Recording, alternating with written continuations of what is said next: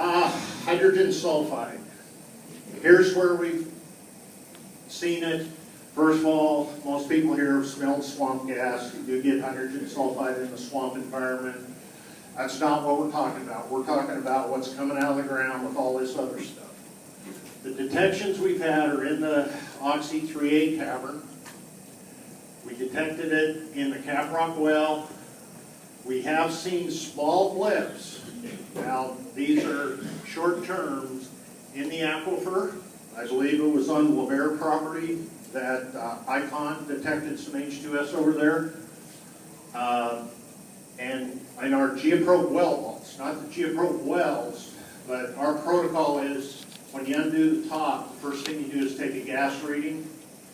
And we've seen small blips that only last for a few seconds of H2S. What that means, we're getting small amounts of hydrogen sulfide in the well vault. Okay? Right now, and I've worked H2S environments for a lot of years, there is no current immediate threat to the public because everybody in this room knows this thing changes almost every day. We have to monitor. In Shaw operations, we made the decision when the H2S first showed up, we're going to handle it as a hydrogen sulfide job. And that's going forward, that's how we're going to handle it because we don't know what's going to happen tomorrow. Sometimes we don't even know what's going to happen in a couple hours. It's changing all the time. So we have to protect our workers. We're handling it as a hydrogen sulfide job. We've got personnel monitors on every one of our workers in the field, and we've got 4 gas meters which measure other things readily available in the Shaw shaft. Our vent wells are checked for hydrogen sulfide every hour by the operators. We've looked at putting inline H2S monitors in, and it turns out a lot of the equipment for that would probably not work too well in the bayou corn environment. It's not really meant for that. So what we're looking for right now is something we can put out there that's a little more robust and a little more long-term than what we're doing now. But I can assure you, I get the reports every morning. Our field staff is monitoring those flares once an hour for H2S. If you do get H2S in a flare, it actually changes color. So it's pretty easy to spot, but we want hard numbers. So I can come to you and say we're checking them every hour. So far, we have not detected any in the 3 wells we're flaring. This is what they look like. This is a handheld meter. This is the personal monitor. This has an alarm set, so if a worker gets in, elevated LEL goes off, he knows, or she knows to get out of there. Then we've got these in the Shaw shack. These are kind of a pain in the neck to carry around with you all the time, but these you clip on your belt, and the field staff is wearing. Why not vent the H2S from the Caprock?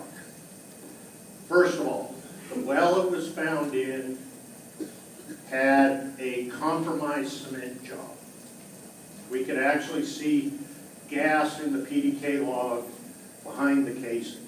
So it had a poor cement job, and that went to how they ran into the gas and how they had to seal it up. It was not a good intact well. You don't go messing around with hydrogen sulfide with a broken well. You just don't do it. The other thing, and this came out of this well, hydrogen sulfide is very, very soluble in water. In other words, a lot of hydrogen sulfide will go into the water. And if we start bringing up hydrogen sulfide from the Caprock, and you don't have wells built for it, you very well may be getting hydrogen sulfide in the aquifer. We don't want to do that. This is a future management issue. But right now, folks, to be honest with you, I think we've got enough challenges we're facing. We know it's there, but I recommended to folks working that we leave the H2S alone for now. We know it's down there. But let's leave it there for now while we deal with everything else that we've got in front of us. We're not going to ignore it, but right now, it's not going to benefit anybody to be bringing a lot of H2S to the surface. We talked about the sinkhole. Go ahead. The other thing going on in the sinkhole, we think we're getting high total dissolved solids from depth coming up. When we first went out and did a depth profile in the sinkhole the first part of August, we had 71,000, almost 72,000 parts per million total dissolved solids. That's how much salt's in the water. We repeated it middle of November, and we're still up around 60,000. The average for the aquifer from all the industrial wells, and we sample, I don't know, 7, 8, 9, 10 of them, the average is 5,000. So we've got high salt in the sinkhole. That's a big concern. Where is it coming from? How does it get there? So we took a look at this. Just click.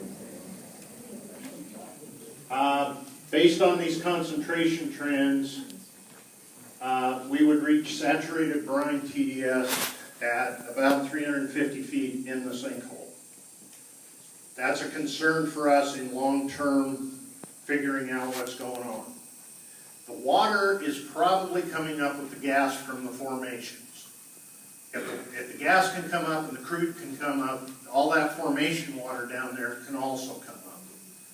And so we've got some pretty solid data now. We don't have a deep borehole, but we've got pretty good data at the surface saying we are getting formation water coming up. And from a contamination of the aquifer problem, this is something we've got to be working on. Yeah, that's right. Is it sinkhole? Is it in the aquifer? Oh, yeah. The sand? Yeah. Well, that's where it's getting the water. The sand in it. Yeah, except the water coming in has to have a lot of salt. There's a little water coming in it. Is that feet, 120? Yeah, these are feet, sorry. These are 0 feet down to 120. I'm sorry, let's scale off. Okay. The sinkhole changes every time we profile it. The sinkhole is evolving. We don't know exactly how, but it is. It started off, and this is a time series. The most recent's down here. It has a burp. It changes. It's changing all the time. Next. You can see it here on the cross sections. This is south to north. One time it was 420 feet deep, and the bottom goes up and down. You can see the same on the east-west cross section. Now we've got this hump in the middle of it. It's changing all the time. That means things are coming up, gas is coming up, it's burping, we get some crude coming up. It's changing all the time. Next thing, cavern stability. The conceptual model is, we talked about the voids. Itasca is working on that. The sinkhole is still burping. About every 2 weeks we have fairly substantial, we call them burps. Probably think of other things to call them, but we call them burps. And that essentially what happens is it'll burp, the water level will fall almost instantly in the sinkhole, just a tiny amount, but it falls.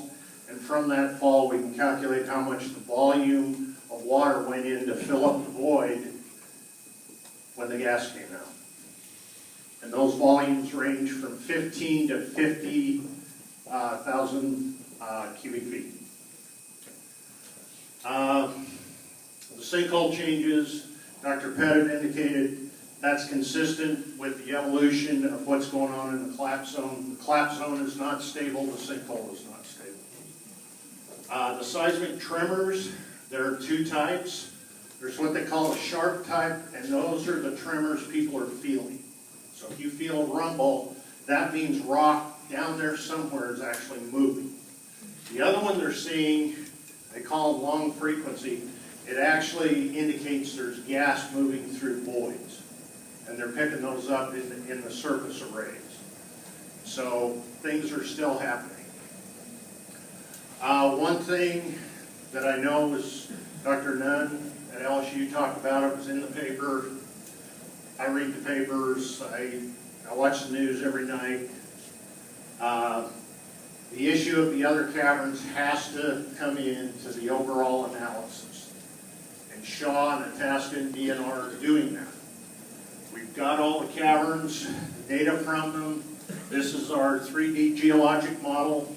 I'm not putting a shine on you. We're actually working. These are from the sonar surveys. And this is in our 3D model. The depths of them, the top Oxy 3 is 3,400, the bottom is 56. Oxy 2 top is a little shallower, but it's actually deeper. It's down around 6,200 feet. Oxy 9 here, I can't remember what the top is, but the bottom is also around 62. So we've got to look at all the caverns in the area, folks. We can't, I know there was concern, it's been on the blogs, I've seen it on the news. People were worried about, well, what about the other caverns? We're working on it. We're looking at them. The Oxy 3 cavern summary, the hydrocarbon and gas inflows declined in the past month to negligible amounts. There's not a lot of crude or gas coming in. The cavern brine pressure declined to near zero. That means that the pressure actually in the brine down in the cavern at the surface has fallen to zero. There's still obviously a lot of pressure down there because it's down at 3,400 feet.